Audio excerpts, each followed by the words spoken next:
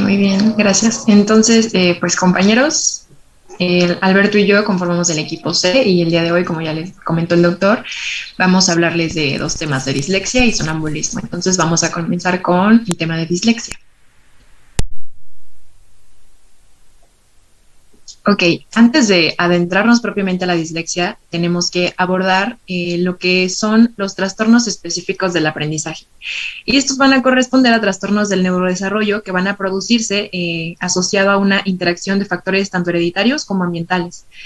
Y van a afectar a la habilidad de las personas para percibir y procesar información verbal y no verbal, afectando las habilidades del aprendizaje de la lectura y de la expresión escrita, como vamos a ver en la dislexia, o también pueden verse afectadas las habilidades matemáticas.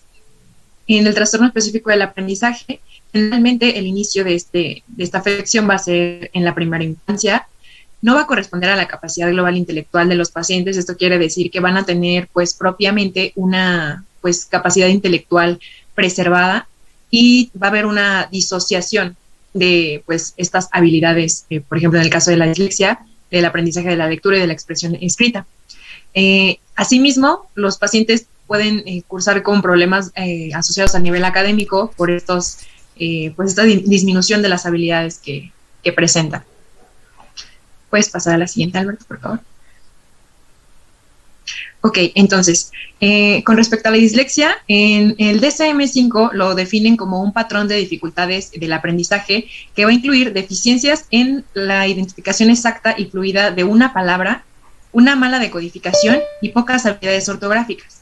Y va a estar causada por una dificultad en el procesamiento fonológico, esto es, la capacidad que tiene una persona de, pues, separar una palabra. Por ejemplo, en el caso de que nosotros queramos leer capacidad, nosotros podemos hacer pues la división, ¿no?, de la palabra capacidad. Estos pacientes van a tener pues una incapacidad para pues fragmentar las palabras y poder codificarlas de manera adecuada. Y esto va a repercutir en la capacidad del habla, de la lectura y en la capacidad para deletrear. La siguiente, por favor. Okay. Bueno, por otro lado, como les mencionaba, también pueden presentarse problemas con, pues, propiamente la capacidad de una persona de llevar a cabo, pues, a la habilidad matemática. En este caso, el trastorno específico del aprendizaje con dificultad en matemáticas es definido en el DSM-5 como una dificultad para dominar el sentido numérico. Esto es, pues, que una persona tenga la capacidad de, pues, básica de reconocimiento de cantidades, de números, etcétera. Por ejemplo, que una persona sepa cuando un número va antes que otro o después que otro. Y pues va a repercutir propiamente en la habilidad del cálculo fluido, del razonamiento matemático, de los hechos numéricos, etc. En estos pacientes va a haber una disminución sustancial de la capacidad matemática con respecto a la edad cronológica. Y así como en la dislexia va a haber una interferencia con el éxito académico asociado. Es referido en la literatura que en este caso los síntomas deben estar presentes por al menos 6 meses y deben persistir a pesar de una intervención previa. La siguiente, por favor.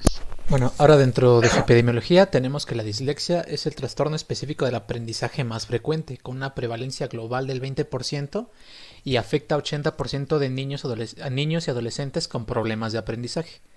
El trastorno, el TEA de expresión escrita es el que tiene una prevalencia de 5 a 15% en la edad escolar. Generalmente se encuentra infradiagnosticado, esto porque las escuelas pues pueden pasar por alto a estos niños, que es bastante común, ¿no? O sea, no tienen las herramientas para poder hacer este diagnóstico sencillo, y aunque la bibliografía no refiere que según hay cuestionarios para poder identificar a estos niños en edades tempranas, pues no es como que se apliquen, ¿no? O al menos en nuestro entorno no siempre se aplican.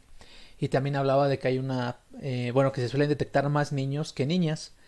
Esto se debe a que los niños generalmente tienen un comportamiento más travieso que las niñas, por eso les llegan a prestar más atención en este sentido. Sin embargo, en los estudios epidemiológicos, así como tal, no existe una predominancia en sexos.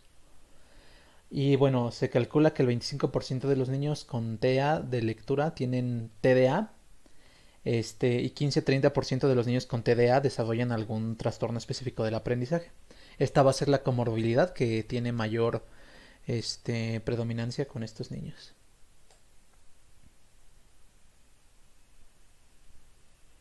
Bueno, entonces, como comentábamos en la definición, los trastornos del aprendizaje, específicos del aprendizaje, específicamente la dislexia, van a corresponder a un trastorno neurobiológico en el que se va a presentar una deficiencia del procesamiento de sonidos, que ya mencionábamos que es una dificultad en la capacidad fonológica y del procesamiento propiamente del lenguaje. Eh, como les mencionaba, va a ser una interacción entre factores genéticos y factores ambientales. Con respecto a los factores genéticos, se ha encontrado que aproximadamente 50% de los pacientes van a tener un padre disléxico y en el caso de que se presente en un paciente, hay un 50% de probabilidad que pues su hermano también pueda tener o tenga dislexia. Se ha identificado que no se trata solamente de un gen que esté asociado, sino que más bien es la contribución de múltiples genes que van a asociarse a la expresión de pues esta entidad. Y también se asocia a pleiotropía, que quiere decir que un mismo gen es capaz de propiciar pues una alteración en más de un sentido. Por ejemplo, en el caso de que esté afectado un gen, puede haber no solamente trastorno para la dificultad de la lectura, sino también de la escritura, etc. Y bueno, hay otros factores ambientales asociados, como por ejemplo el antecedente de lesiones perinatales, intoxicación por plomo o bien síndrome alcohólico fetal. A la siguiente, por favor, Albert. Ahora vamos a pasar con la fisiopatología.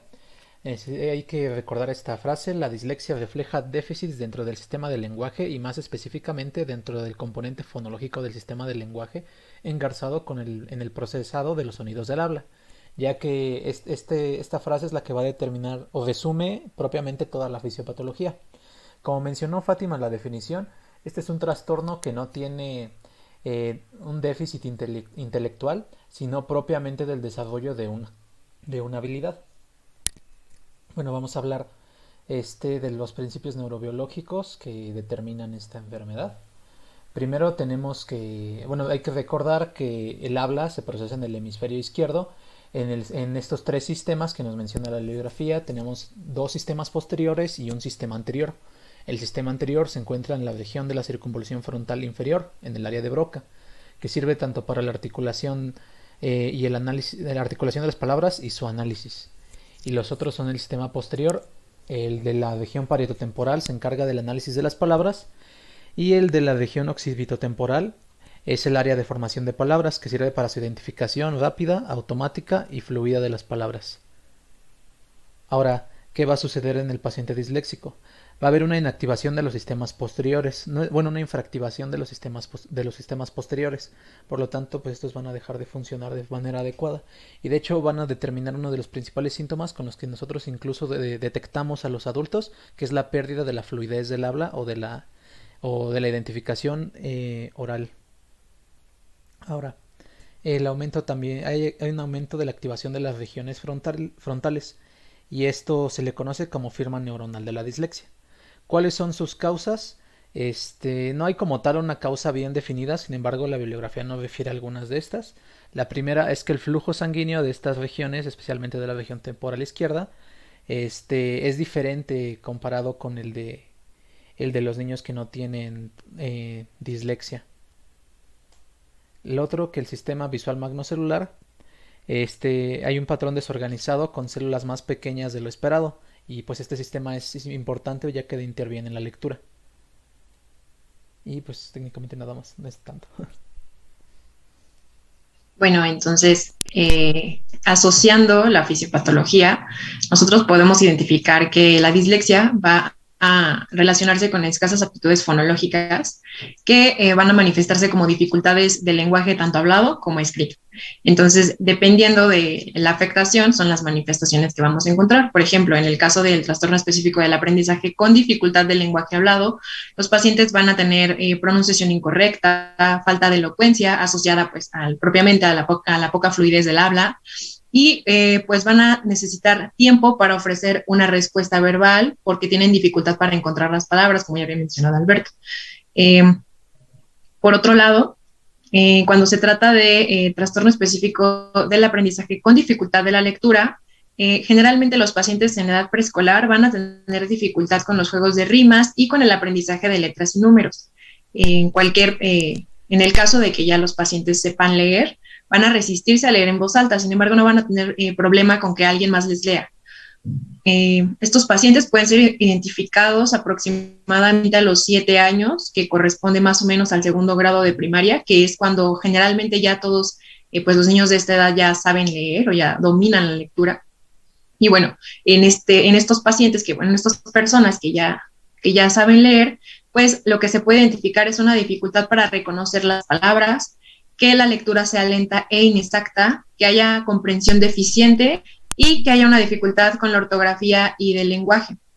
Asociado a esto, puede haber también ansiedad, irritabilidad y baja autoestima en los pacientes, pues con relación a esto, a que pues tienen problemas académicos y cuando se les solicita una tarea que implique la lectura, pues van a cursar con ansiedad e irritabilidad.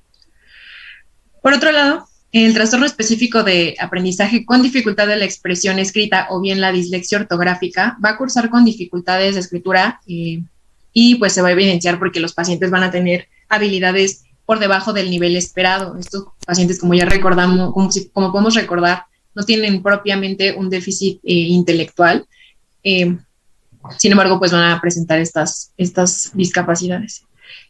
También van a cursar con errores de gramática y puntuación que son muy frecuentes y una escritura manual deficiente que les va a impedir propiamente estructurar pues un escrito. Por otro lado, son muy frecuentes las faltas de ortográfica, principalmente son descritas las fonéticas, como por ejemplo aquellas que son palabras que se escriben de manera similar, como por ejemplo haber y haber, o ir viendo, ir viendo. Es uno de los ejemplos que nos ofrece la literatura. Y a grandes rasgos, pues esas son las principales manifestaciones que nosotros podemos identificar en los pacientes. La siguiente, Alma, por favor. Bueno, ahora vamos a hablar del diagnóstico. La dislexia presenta predominantemente dificultades por la naturaleza única del déficit fonológico que no afecta a otras áreas lingüísticas o cognitivas. Lo mismo que mencionamos antes, todo lo demás va a estar normal, solamente van a tener esta dificultad para identificar fonemas. Si creo que no dejamos claro cuál era la definición de un fonema, esta como tal va a ser pues una abstracción o descripción de los sonidos de la lengua, es decir, que nosotros los sonidos que podemos hacer con el habla, finalmente poderlos manifestar escritos, ¿no? Poderlos identificar o darles un... Pues sí, identificarlos. En este caso sería con nuestro abecedario, por decirlo así. Ahora, bueno, con el diagnóstico, hablando del diagnóstico, tenemos primero, bueno, lo primerito es la opinión del profesor, ¿no? Él se va a encargar, pues, de evaluar al niño, de ver su rendimiento de lectura, que en general llega a ser inferior al esperado para la edad. Y la bibliografía nos habla que generalmente se llega a hacer este diagnóstico, o bueno, este cribado, en el tercer grado de la educación infantil, o sea, el kinder, hasta el tercer grado de primaria. Nos menciona que es generalmente en este periodo porque es cuando el niño está desarrollando todavía esta habilidad tanto de lectura como de escritura. Y ya cuando pasan de cuarto grado para adelante es muy probable que ya no los encuentren porque si ya pasaron ese grado les llegan a prestar menos atención. Ahora, ¿qué tenemos que hacer nosotros como clínicos? Tenemos que investigar la dificultad de la lectura en función de pues, nuestra anamnesis, ¿no? Revisando su capacidad cognitiva según su inteligencia, su edad cronológica y el grado en el que está, el nivel educativo o situación profesional, porque como mencionamos esto también puede llegar a suceder en adultos, y problemas lingüísticos que se encuentren asociados al nivel de procesamiento fonológico. Ahorita vamos a explicar cómo. Y bueno, lo que nosotros podemos implementar para poder identificar a un niño con dislexia, pues es primero escuchar al niño leer en alto. Esto igual con una lectura acorde a su nivel académico o cultural. Puede ser con el mismo libro con el que acude a la primaria o algún cuento, por ejemplo. En los adultos jóvenes el signo más común es lectura y escritura lentas y laboriosas. Igual pues también podemos ponerlos a leer o escribir así cosas específicas. También podemos llevar a cabo un reconocimiento de palabras reales y pseudopalabras. Esto es ahora sí que nosotros inventando cierto listado de palabras y ya haciendo que ellos puedan identificar si estas son reales o no lo son. Este, y esto igual según el nivel académico y cultural, ¿no? Porque no todos te van a identificar todas las palabras que tú quieras escribir. ¿Qué hallazgos vamos a buscar? Duda va a ser dudas en el lenguaje que están tratando de pronunciar, pronunciación incorrecta o intentos repetidos para pronunciar las palabras con las que no están familiarizados. Ahora, las pruebas de velocidad son las más sensibles en adultos y niños brillantes. Esto, como ya les mencioné, generalmente estos como ya pasaron por alto otra clase de pruebas o ya avanzaron académicamente a otros niveles, el principal signo que nosotros vamos a notar es ese, una deficiencia en la velocidad para leer. También deben compararse los resultados con otros compañeros o niños que se encuentren en el mismo grado académico. Y bueno, aquí se habla de en la bibliografía nos habla de este test, igual para el tiempo, de el Nelson Denny Reading Test y el Test of World Reading Efficiency. También hay que hacer otras pruebas adicionales como de capacidad intelectual, memoria, esto para diferenciar si se trata de propiamente dislexia o de algún otro problema cognitivo. También habilidades generales en lenguaje y matemáticas, en ortografía, composición escrita, copia de dibujos, uso correcto de lápiz.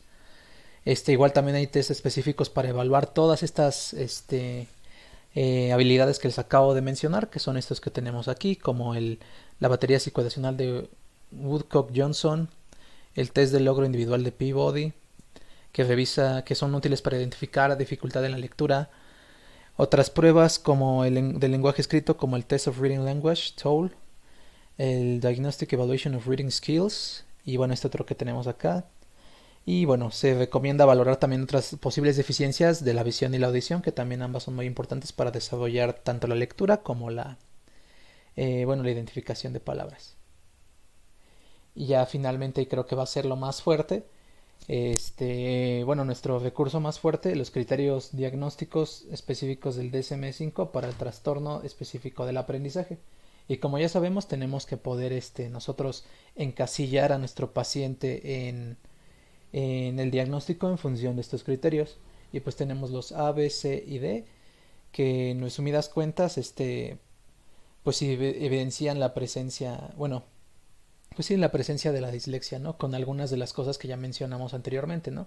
Lectura de palabras imprecisas y lentas y con esfuerzo, dificultad para comprender su significado, dificultades ortográficas, dificultades en la expresión escrita, dificultad para dominar el sentido numérico, el razonamiento matemático.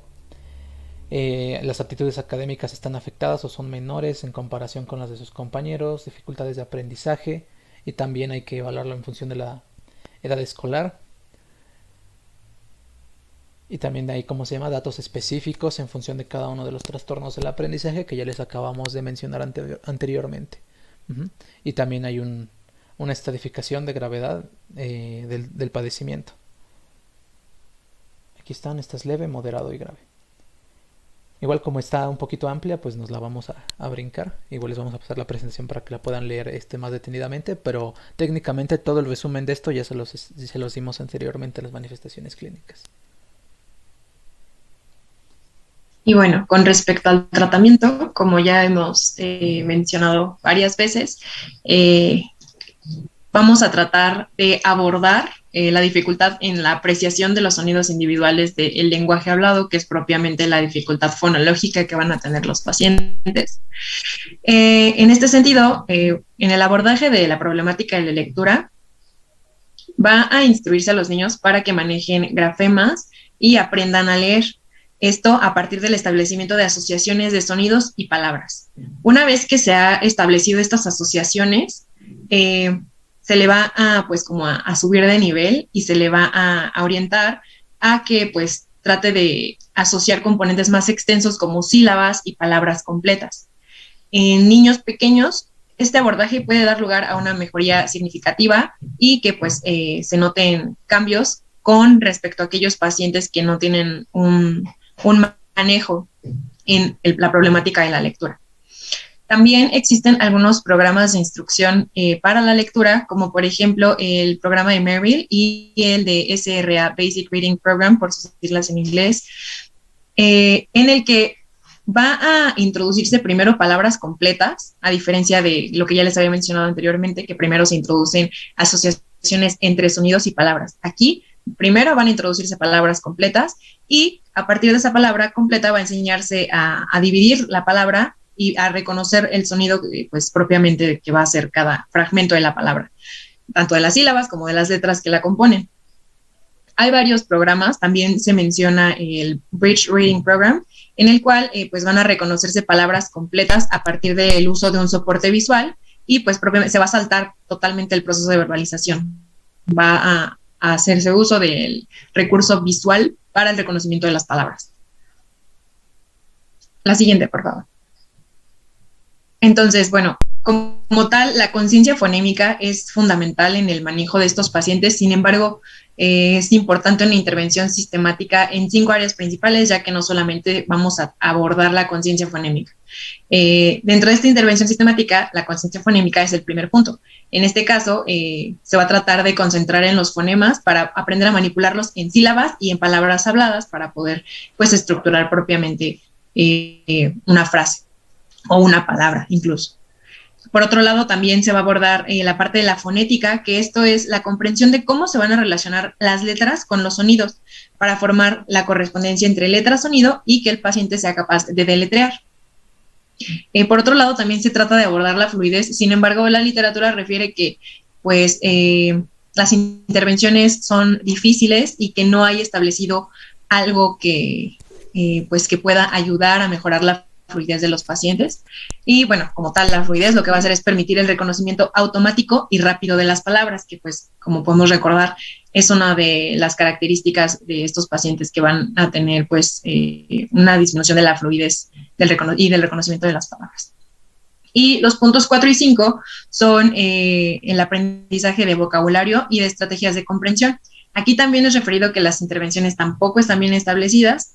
Sin embargo, se recomienda que como estrategia haya una interacción estrecha y activa entre el lector y el texto. Y pues aquí es quien va a otorgar la terapia, quien pues va a encargarse de esta estrategia.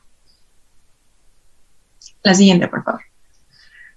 Por otro lado, en aquellos pacientes que pues ya cursan el bachillerato, en universitarios y en graduados, aquí se trata básicamente de proporcionar adaptaciones. Por ejemplo, en el caso de que se tengan que realizar tareas de lectura y escritas o exámenes, se les debe otorgar un tiempo extra, ya que pues propiamente el paciente tiene una disociación entre su coeficiente intelectual y la capacidad de lectura. Entonces, en este sentido, otorgar tiempo puede hacer que haya un emparejamiento entre esta disociación y que pues tenga resultados óptimos o mejores. También hay otras alternativas, como por ejemplo que pues a los pacientes se les propicien programas en los que se puedan escuchar los textos a partir de aplicaciones, como por ejemplo la literatura recomendaba aplicaciones como Voice Dream, Reader, Immersive Reader, entre otros.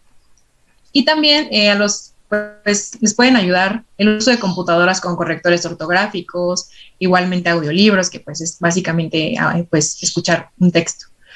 Servicios de tutoría, exámenes de opción múltiple, etc. La siguiente, por favor. Con respecto a específicamente el trastorno de la comprensión escrita, aquí lo que se va a abordar pues es básicamente una práctica directa de la ortografía y pues una revisión estrecha tanto de la escritura y de las reglas gramaticales. En escuelas que son pues especiales para este tipo de trastornos, generalmente se dedica un tiempo pues considerable para la práctica de la ortografía. Se describen que hasta pueden ser 2 horas al día.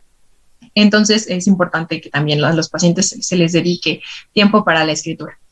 Y pues en estos pacientes van a tener cierto tipo de dificultades en los cuales pues se tienen que tener consideraciones especiales, como por ejemplo ya hemos mencionado en los exámenes orales. Al tener una disminución de la fluidez y de pues la capacidad de encontrar las palabras de manera rápida, tiene que pues tomarse en consideración estos aspectos para que pues no repercuta de forma importante en el desarrollo académico. Y por otro lado, también estos pacientes suelen tener dificultad para aprender un segundo idioma. En este sentido, pues a veces es necesario para el currículum que los pacientes, bueno, que las personas tengan pues un segundo idioma. podría exentárseles, se recomienda que podría exentárseles de pues el aprendizaje de este segundo idioma y pues puede compensarse con otro tipo de aspectos como por ejemplo aprender historia el país del idioma que debería tener el paciente. Pero pues ya son casos muy específicos.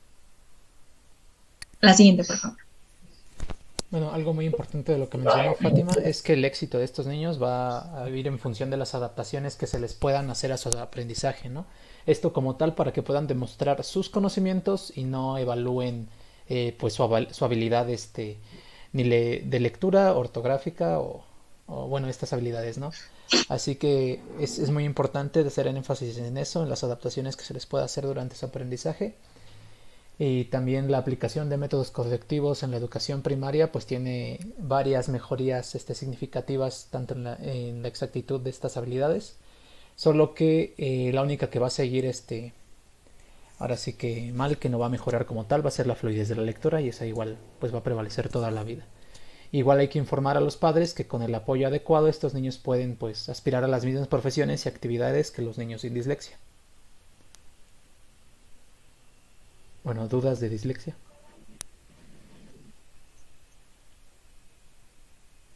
¿No? Bueno, Ninguna, todo muy claro. Emprendimiento. Gracias.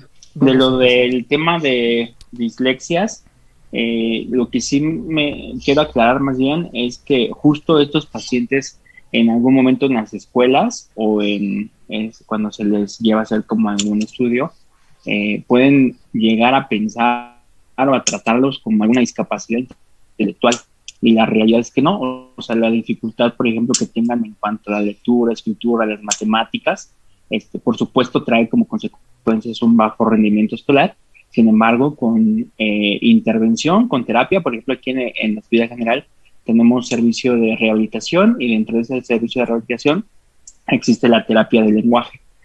Si bien, por ejemplo, no todas las instituciones tienen, pero sí existe, ¿no? Entonces, aquí lo importante es que ustedes comiencen a detectar esto, saber que se puede dar un tratamiento. De principio, pues pudieran enviarlos acá, ¿no? Ahorita, bueno, por la pandemia, pues está todo parado, pero bueno, en algún momento ustedes van a ejercer la medicina, van a identificar a estos pacientes, saber que existen muchas instituciones. En la UNAM también, ¿verdad? En la UNAM, en CEU, y en Iztacala también hay, no sé si ustedes sabían, también hay terapia del lenguaje, y hay una unidad de red de neurodesarrollo.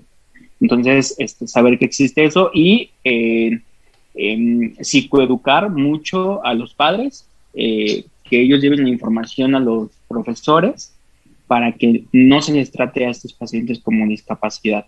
Si se les comienza a tratar eso, va a haber bullying en cuanto a sus compañeros hacia ellos por la pronunciación, porque cuando pasen al frente a dar una exposición, cuando tengan que resolver, por ejemplo, un examen, etcétera, y que no logren hacerlo por este padecimiento, pueden comenzar a desarrollar también trastornos afectivos secundarios a toda ese maltrato que puede tener el paciente. Entonces, sí incidir en eso, aunque no es un retraso, una discapacidad intelectual, y psicoeducar y dar información a la familia, ¿no? Y a todos que esto tiene tratamiento.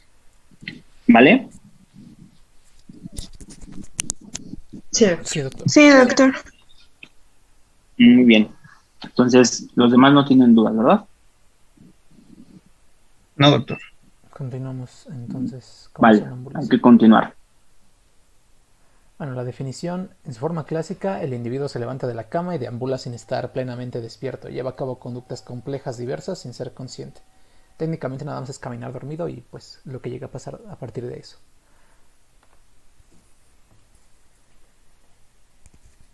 Fátima. Se me fue el internet, perdón. Ok, como ya les mencionó Alberto en la definición, pues esta va a ser... ¿Me escuchan? Es que dice que mi conexión a internet está inestable.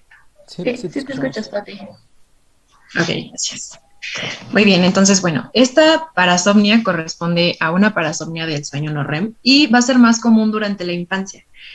Más adelante vamos a abordar propiamente las características del sueño para que pueda entenderse de mejor manera, pero es más común durante la infancia en relación a que la fase del sueño, que es la fase de ondas lentas, que es en la que se presenta esta parasomnia, tiende a disminuir con el envejecimiento. Esto es, hay una menor presentación de sueño o de la fase de ondas lentas del sueño conforme vamos avanzando en nuestra vida. Suele presentarse entre el 3 y 15% de los niños y tiene un pico de incidencia entre los 8 y 12 años. Varía en la literatura, se dice que puede ser desde los 4 hasta los 12 años, pero encontré de manera más consistente que puede ser entre los 8 y los 12 años. Y también tiene un antecedente familiar positivo en aproximadamente 80% de los casos.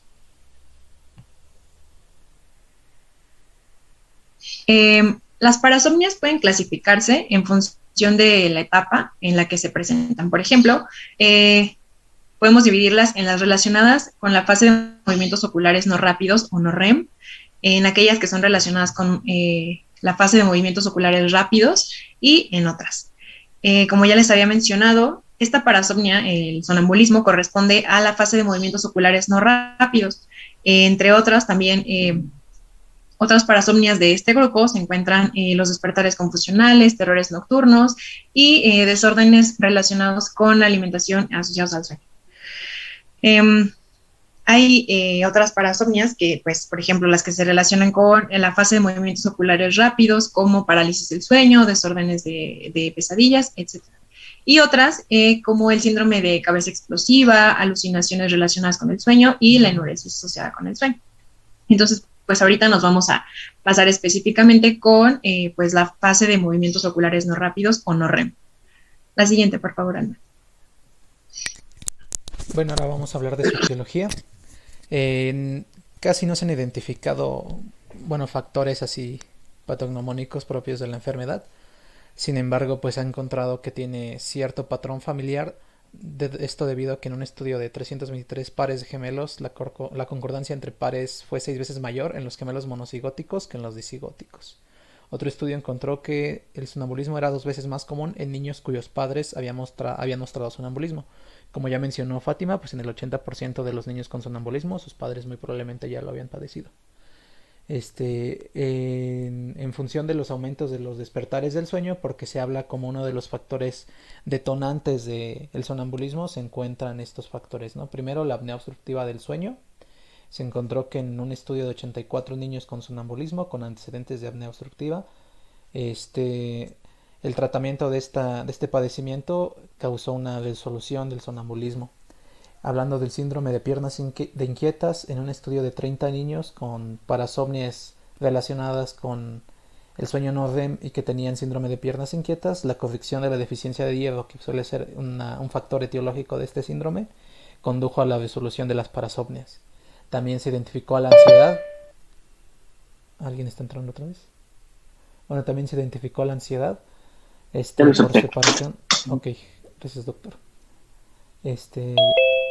La ansiedad por separación como un factor predisponente de sonambulismo y otras causas que pueden ocasionar el despertar nocturno y también el sonambulismo pueden ser la enfermedad por reflujo gastroesofágico, la falta de sueño, fiebre y la deficiencia de hierro, ¿no? Como ya les mencioné, provoca el síndrome de las piernas inquietas. Ok, bueno, entonces, antes de hablar propiamente de la fisiopatología del sonambulismo, pues vamos a abordar la fisiología del sueño para poder entender de mejor manera de qué va esta entidad. Entonces, bueno, el sueño es un proceso fisiológico circadiano que se va a caracterizar por una disminución de la conciencia y que va a presentar una reactividad positiva a estímulos y que es fácilmente reversible. Con estas características nosotros podemos diferenciarlo de otras alteraciones del estado de conciencia como el coma, la obnubilación, etc. Durante el sueño va a ocurrir una inmovilidad y relajación muscular. Las funciones del sueño pues son múltiples, se describen entre las más representativas: el restablecimiento y la conservación de la energía, la consolidación de la memoria, activación inmunológica, incluso la eliminación de radicales libres que se acumulan durante el día, también regulación térmica, metabólica y endocrina y la homeostasis sináptica.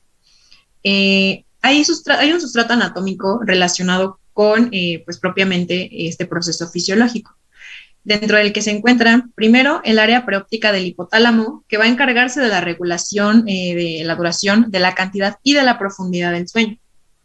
También En el tallo cerebral rostral se va a regular una alternancia cíclica entre el sueño REM y no REM. Y se describe que en el hipotálamo anterior va a regularse el momento en el que va a ocurrir el sueño y el estado de alerta.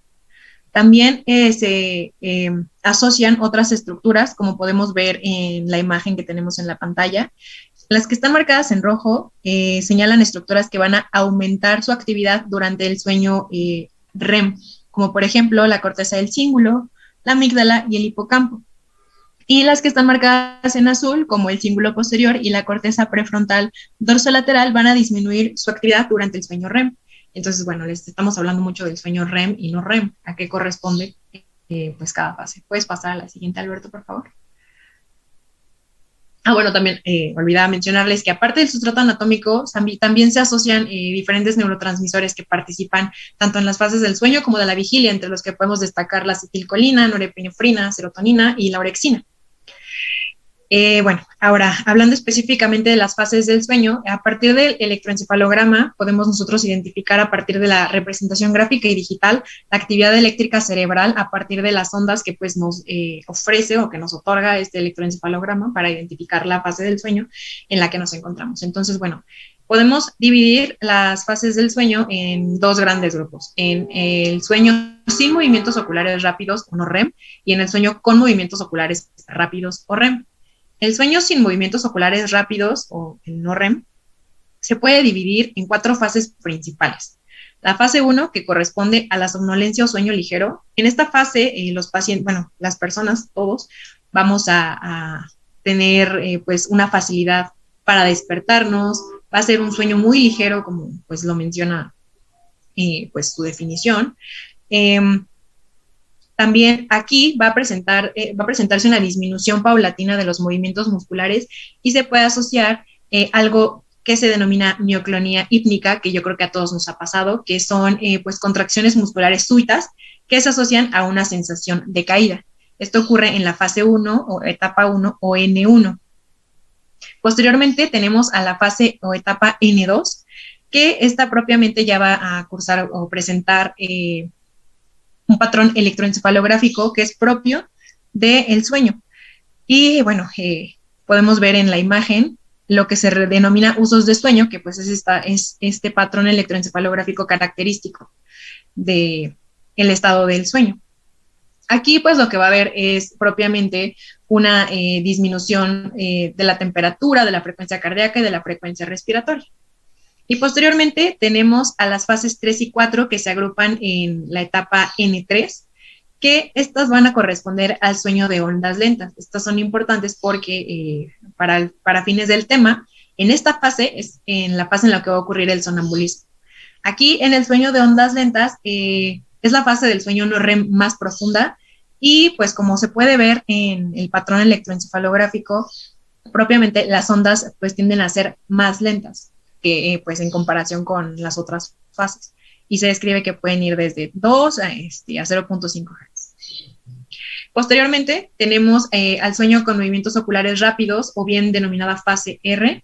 Aquí se va a caracterizar, como su nombre lo dice, por movimientos oculares rápidos, por una disminución del tono muscular, a excepción de los músculos respiratorios y de los esfínteres. También va a haber una frecuencia cardíaca y frecuencia respiratoria irregular.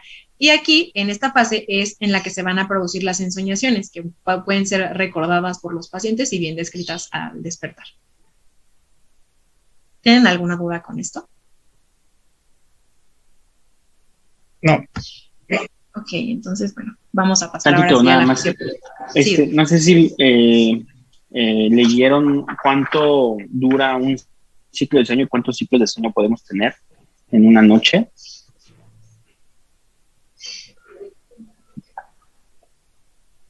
Duran aproximadamente 45 minutos, ¿no, doctor? No. ¿Alguien más? El no REM dura entre 60 y 90 minutos y el REM entre 15 y 30, ¿no? Minutos. Sí, pero en total es 1 hora y media, o sea, 90 minutos más o menos, en total. Y es importante saberlo porque van a haber de 5 a 6 ciclos más o menos en una noche. Es decir, una persona, por ejemplo, pudiera comenzar su sueño a las 10 de la noche, tener su ciclo, a las 11:30 termina ese ciclo más o menos y entra en otro ciclo de sueño. Entonces, nosotros tenemos despertares, algunos los hacen conscientes y otros no los hacen conscientes. O sea, cada hora y media podemos despertarnos. Entonces, las personas que llegan a ser consciente ese despertar, y si entre ese ciclo y otro ciclo tardan más de 15 minutos en volver a dormir, entonces se consideraría como que ya es un trastorno del sueño. Si esa persona logra dormirse enseguida, en menos de 15 minutos, entonces todavía se considera normal. Otra forma de evaluar también si ya es un problema, un trastorno, es porque puede generar disfunción. A lo mejor y entre cada ciclo, entre los 5 o 6 ciclos que se necesitan, eh, se despierta, ¿sale? Lo hace consciente, que a lo mejor está tardando, póngale 10, 12 minutos, podemos decir, es normal, pero si ya le está generando disfunción al paciente o a la paciente, es decir, que al siguiente día va a estar fatigado, inatento, va a tener fallas, por ejemplo, en el trabajo, si maneja se queda dormido y choca, etcétera, etcétera, entonces también ya sería un trastorno del sueño. ¿Sale? Entonces, para cuando se lleguen los pacientes y justo refieran este problema, hay que estar preguntando eso. Si les dicen, no, pues es que tengo problemas de sueño, recéteme clonazepam. Oiga, ¿y qué problemas de sueño tiene? No, pues resulta que me duermo y se relacionan los despertares con los ciclos, pero no tarda más de 15 minutos y no tiene disfunción. Nada más es porque hace consciente que se despierta, no vamos a recomendar nada, más bien van a ser, bueno, de medicamento, ¿no? Va a ser higiene de sueño, recomendaciones y listo.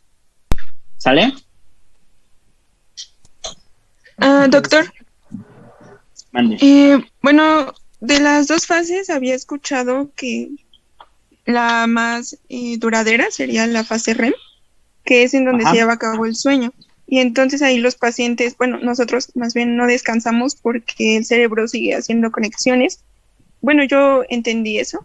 No sé si sea cierto o estoy mal. Sí, de hecho, sí, de hecho la última fase, bueno, hay una fase en la que cuando se hace un electroencefalograma, se detecta como si el paciente tuviera la misma actividad que si está despierto. ¿Sale?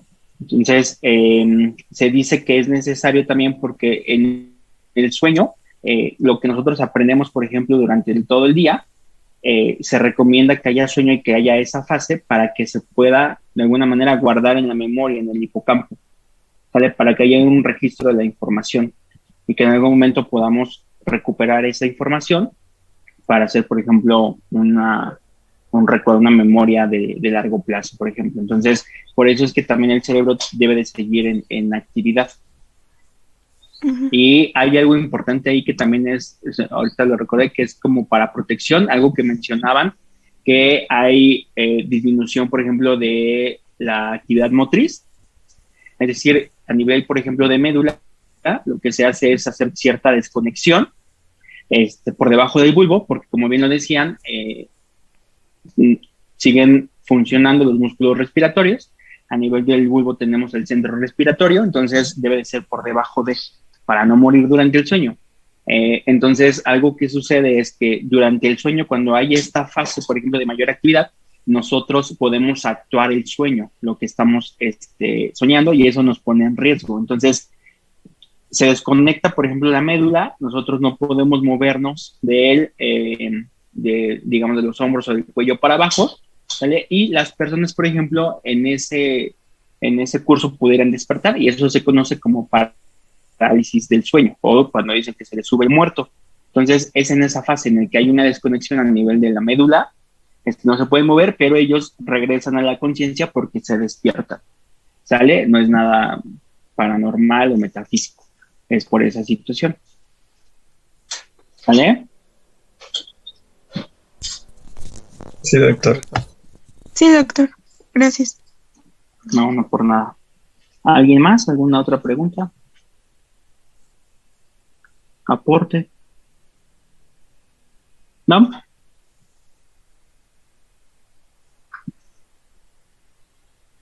Bueno, creo que no. Bueno, hay que seguir.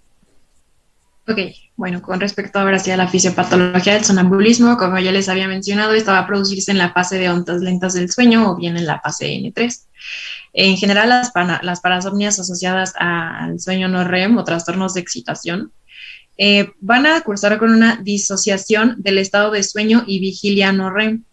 Es descrito que los pacientes están en un estado entre despiertos y dormidos. Puede asociarse a que están en este estado, ya que tienen una retención de las funciones motoras y conductuales, que pues es una característica del estado de despierto, pero va a haber un deterioro de la cognición, del juicio y de la memoria, que está asociada pues al proceso del sueño. A partir del electroencefalograma, como evidencia de esta disociación, se puede identificar una activación local en la corteza motora que va a asociarse a un patrón de vigilia en las cortezas motora y central del cíngulo, asociado a un aumento concomitante de las ondas lentas en la corteza prefrontal dorsolateral, que pues es únicamente pues sí, la evidencia de este estado de disociación entre el sueño y la vigilia. Entonces, pues sí, generalmente estos pacientes, como vamos a ver más adelante, van a tener pues manifestaciones que se pueden relacionar con la retención de esas funciones motoras y conductuales, que pues es básicamente lo que vamos a abordar en estos pacientes, ya que pues tienen riesgo de lesionarse. Puedes pasar a la siguiente, Alberto, por favor. Entonces, como ya les mencionaba, estos pacientes, al tener esta preservación de las funciones motoras y conductuales, van a presentar comportamientos estereotipados y arcaicos asociados a pues, la activación de algunos circuitos neuronales subcorticales que van a regular automatismos conductuales y algunas conductas de supervivencia. En este sentido, los pacientes pueden tener algunas posturas defensivas, gestos violentos o incluso patrones de alimentación que no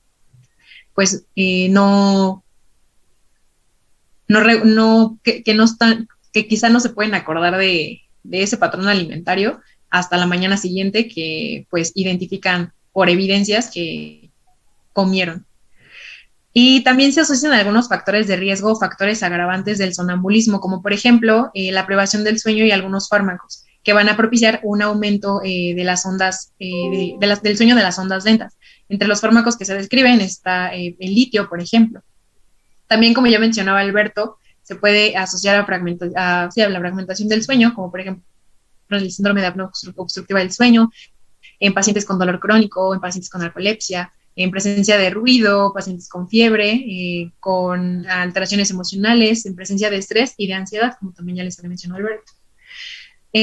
En este caso, pues va a presentarse un deterioro del mecanismo de excitación y persistencia del impulso del sueño que se va a relacionar a una falla del cerebro para pasar completamente hacia la vigilia. Entonces, es por eso que pues vamos a encontrar pacientes que pues propiamente se encuentran en esta disociación entre el estado del sueño y de la vigilia. Entonces, de manera general y en forma de resumen, va a haber factores precipitantes que van a actuar sobre una predisposición genética subyacente en la fisiopatología del sonambulismo. La siguiente, por favor, Alberto. Bueno, ahora vamos a pasar con las manifestaciones clínicas, primero por la naturaleza del evento. Tenemos que poder ser simple, como sentarse, caminar, permanecer de pie, o compleja, donde lleva a cabo una complicada serie de acciones con cierto sentido.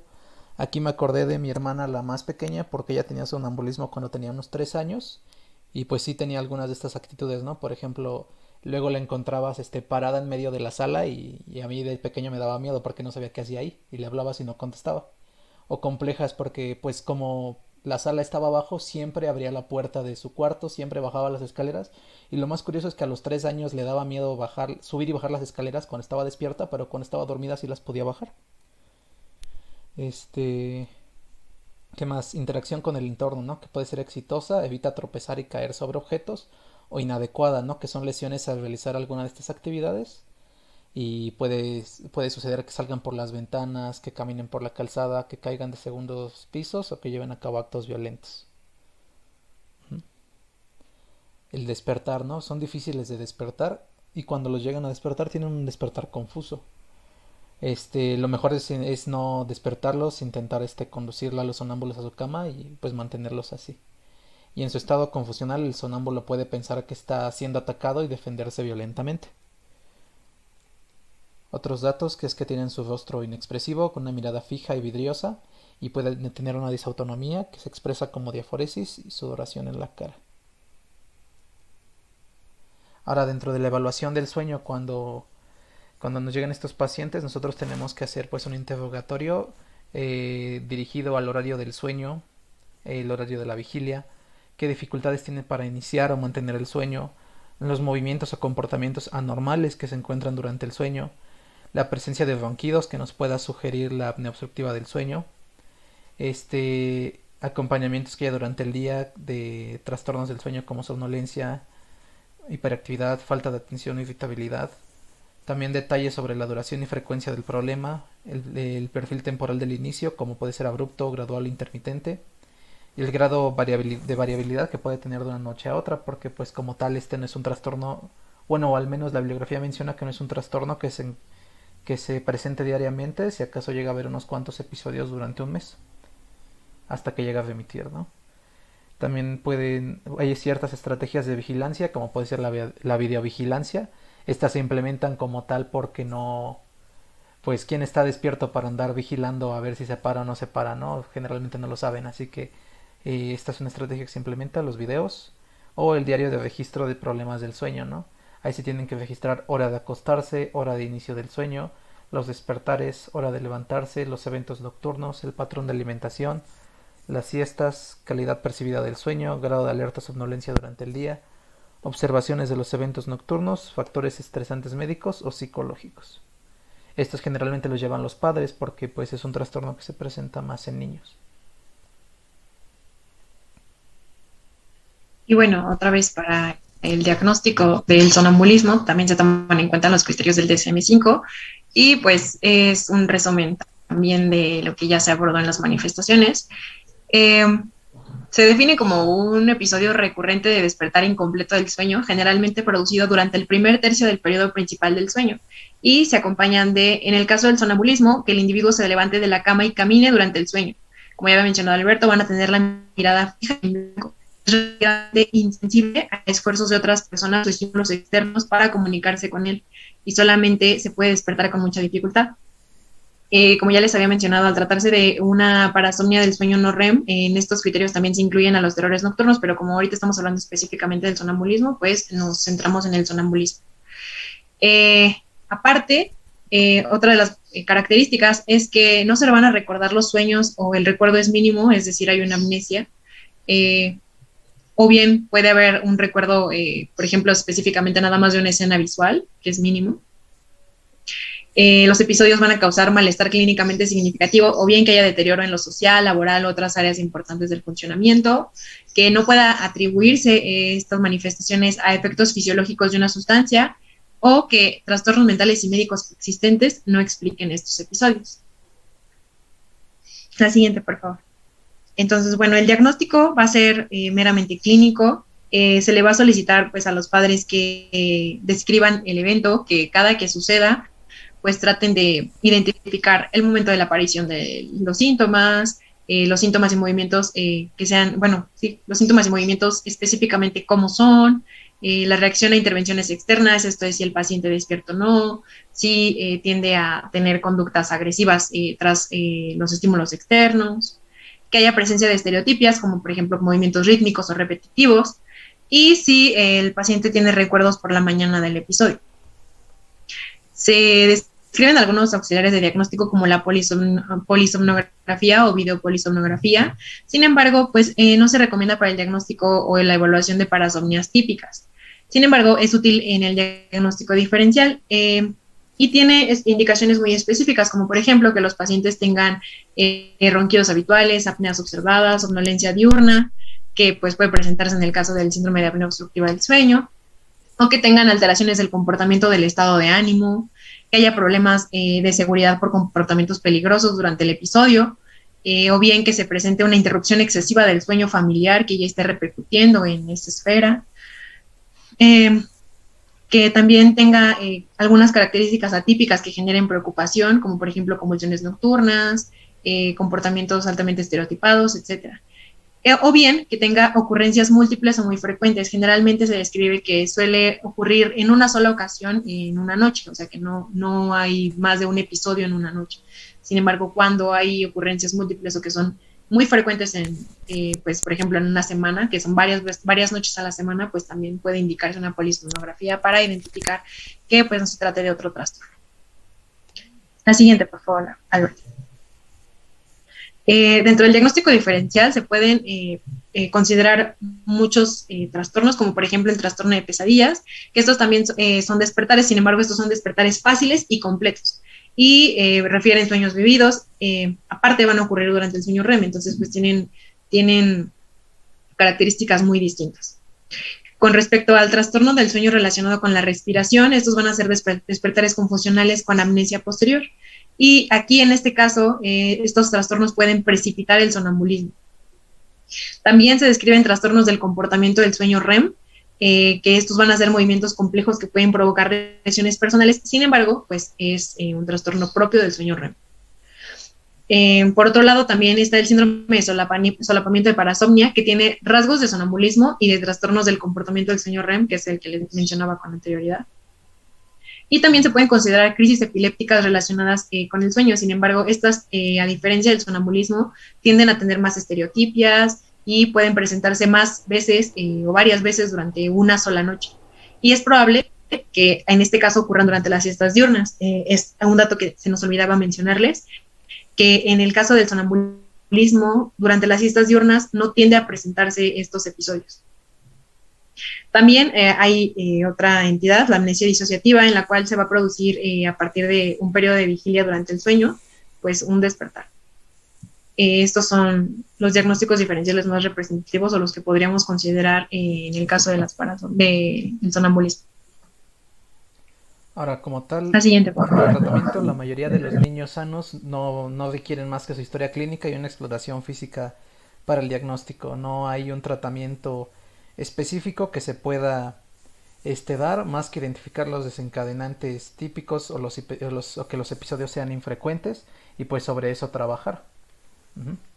Ahí las medidas que se nos dan son, por ejemplo, benzodiazepinas, un clonazepam, a la hora de acostarse, esto en caso de que no se encuentre algún desencadenante específico y pues la parasomnia siga siendo problemática como algunos de los aspectos que ya mencionó Fátima anteriormente, ¿no?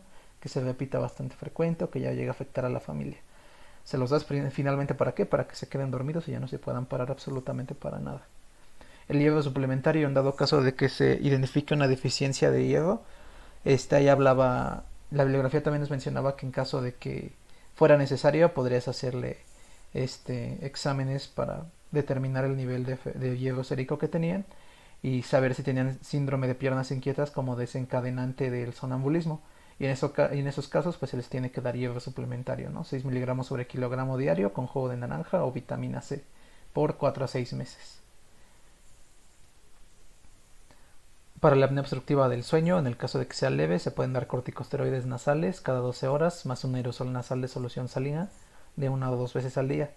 En caso de que sea grave o resistente, esto se determina con la polisomnografía, que se obtiene un índice de apnea hipopnea mayor a 3, de más de 3 eventos por hora, se tiene que sugerir la amigdalectomía.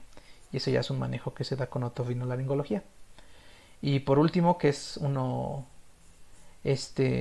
conductual, que es el despertar anticipatorio.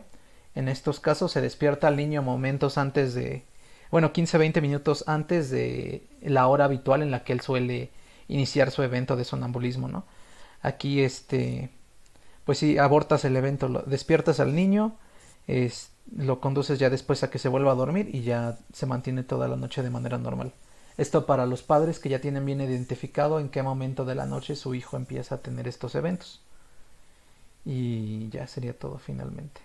No, falta el pronóstico. Ok, bueno, en el caso de esta parasomnia, generalmente se describe que tiene una evolución benigna y como ya les había mencionado, tiende a ser más frecuente en la infancia, ya que conforme nosotros vamos pues desarrollándonos, la fase de ondas lentas del sueño tiende a disminuir. Entonces, se describe que puede ser autolimitada del sonambulismo, que tiende a tener una resolución espontánea en la pubertad. Entonces, pues es importante que esto se lo mencionemos a los padres, ya que, pues como mencionaba Alberto, cuando se trata de casos leves, pues no se indica propiamente un tratamiento específico. En el caso de las lesiones que puedan ser tanto del paciente como de terceros, por lo que ya les mencionábamos de las conductas agresivas, esto es muy infrecuente, sin embargo, pues hay que tener cuidado con eso. Y bueno, también es importante porque puede haber un deterioro de las relaciones sociales, aislamiento y dificultades laborales. Hay algunos casos específicos de esta parasomnia, como por ejemplo la asociada a conductas alimentarias relacionadas con el sueño. En este caso, los pacientes que tienen comorbilidades como diabetes mellitus o que tienen obesidad, por ejemplo, tienden a tener mal control de estas comorbilidades, ya que pues no controlan este consumo nocturno de alimentos, ya que pues es no consciente. Y también puede asociarse a heridas como cortes y quemaduras relacionadas con la preparación de los alimentos o bien intoxicaciones por el consumo de algún alimento en mal estado o consumo de algunas sustancias que pues no deben de ser ingeridas. Y ahora sí, eso sería todo. No sé si tengan alguna duda.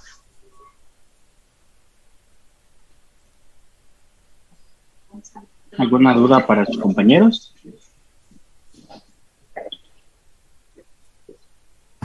No, todo muy claro. No, aquí me gustaría hacer énfasis en que la mayoría de esos pacientes con sonambulismo llegan muy poco a la consulta, aquí a Hospital General, digamos. Hay especialistas en sueño, psiquiatras que se especializan en ese tipo de trastornos.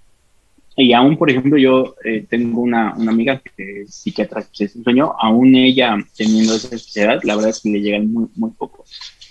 Lo que yo les comentaba a los compañeros es que hicieran énfasis en medidas de prevención, ¿no? Si bien, por ejemplo, la mayoría no se pone en riesgo, es decir, no sé, se levantan, se sientan en la cama, o como la hermana de Alberto, por ejemplo, que bajaba las escaleras, es un riesgo, ella sí, porque podía caerse, ¿no? Y un traumatismo encefálico. Entonces, lo que hace la familia es adaptar, ¿no? Si bien a lo mejor ponerle a lo mejor un llave a la puerta, ¿no? O poner una reja en las escaleras como para que ella no pase. Son medidas de prevención. Se llegan a usar medicamentos, por supuesto, entre ellos las benzodiazepinas o incluso un antipsicótico con efecto sedante. Sin embargo, digo, casi no llegan a la consulta. Entonces, la familia se adapta, se recomiendan más situaciones para prevenir accidentes y pues así es como aprenden, digamos, de alguna manera a vivir, ¿no? Pues más eso. Entonces, es importante tenerlo porque a nivel de infancia sí es más frecuente, ¿no? Seguramente también les pueden llegar a ustedes ese tipo de trastornos. Y bueno, pues podrían mandarlos a pedopsiquiatría, aunque tampoco no es frecuente que lleguen los pacientes a pedopsiquiatría, repito, porque la familia se adapta, ¿no? Y aprende a convivir con ellos y pone muchas medidas de seguridad. Pero si este paciente, por ejemplo, vive solo, ¿no? Y le ha generado disfunción, ha dejado problemática, a lo mejor que salga del edificio, que se salga desnudo a los pasillos y los vecinos lo ven, etcétera, etcétera. Entonces, bueno, acudirán porque les está generando disfunción. De otra forma, es muy poco probable que acudan. ¿Algún comentario de ustedes? ¿Alguna duda? Doctor, tengo una duda con respecto al tema pasado de dislexia. Bueno, leí que normalmente los pacientes van a confundir, por ejemplo, las palabras como la P con la D o la P con la Q y así. Entonces tienden a pronunciar las palabras raro, como ya dijeron mis compañeros.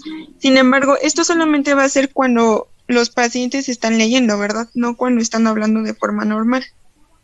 Exacto, cuando tienen ese tipo de dificultad solamente es la lectura. Cuando hablan, o sea, por ejemplo, si a lo mejor la palabra dice, no sé, Pedro, ¿no? Y él lo lee y dice Pepro, por ejemplo, ahí puede fallar. Sin embargo, si no lo está leyendo y él está hablando de manera normal, muy pocas veces falla en ese aspecto. Okay. Cuando se trata de la lectura, ¿no? Si se trata de pronunciación, ahí sí de plano lo lea o lo diga, va a fallar.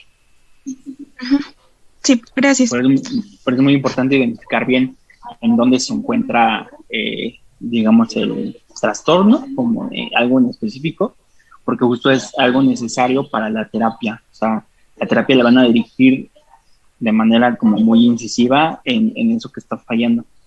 Por lo regular, a la mayoría de los pacientes tienen 2 o 3 fallas, digamos, pero digamos, lo que le genera mayor disfunción es donde se aplica. Y pues algunos otros continúan con ciertas fallas, pero se adaptan, ¿no? Aprenden como a identificar, por ejemplo, desde antes, así de, bueno, pues tengo dificultad en esto, entonces sé que si lo veo yo de cierta forma, pues no lo voy a leer así, lo voy a hablar de manera correcta, por ejemplo. Pero sí, no, específicamente lo que preguntas, no. Si habla sin estar leyendo, no va a tener dificultad.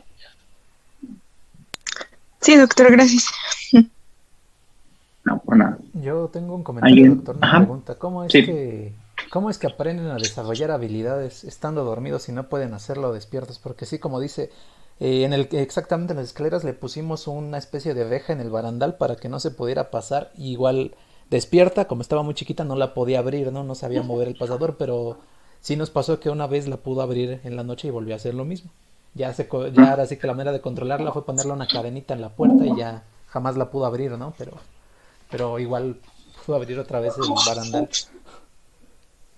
Sí, lo que pasa es que ahí, por ejemplo, hay una, vamos a llamar hasta cierto punto de desconexión hacia amígdala, ¿no? Que es la que nos va a generar la sintomatología de ansiedad y el miedo.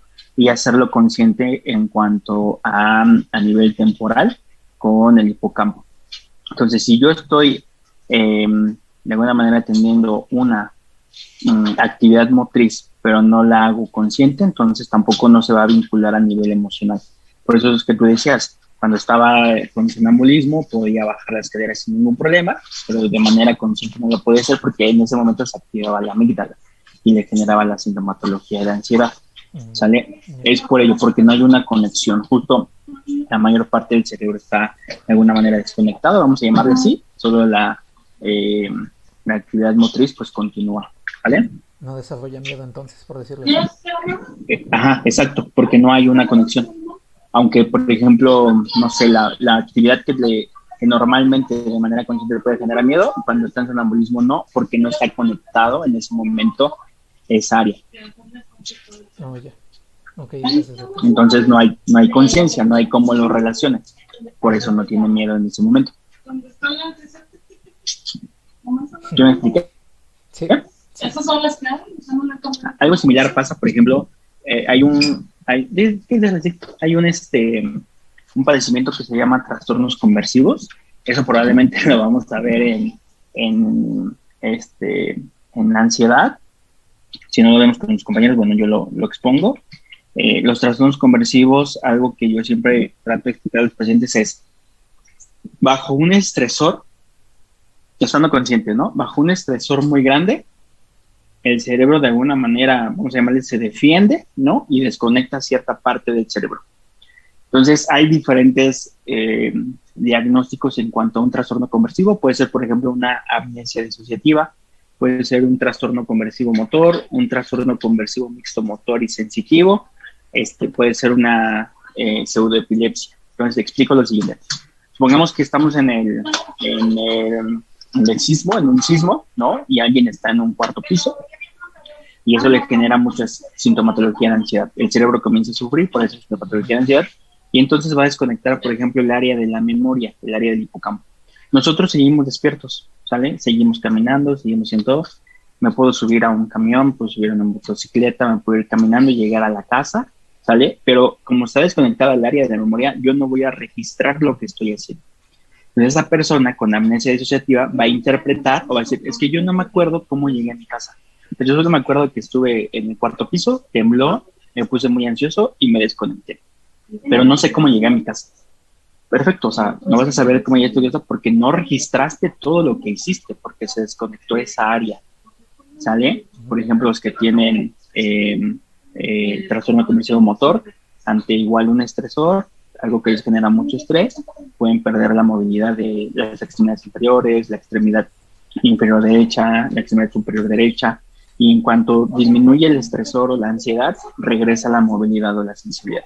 Entonces, eso sucede de manera consciente, ¿sale? O sea, yo lo estoy percibiendo, lo estoy haciendo.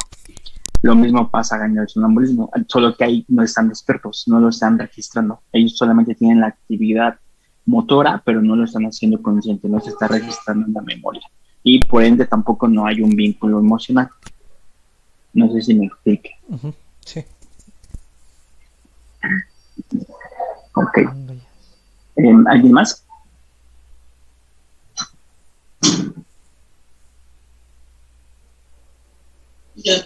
¿No? No, doctor. Bueno, muy bien. Si llegan a tener alguna duda,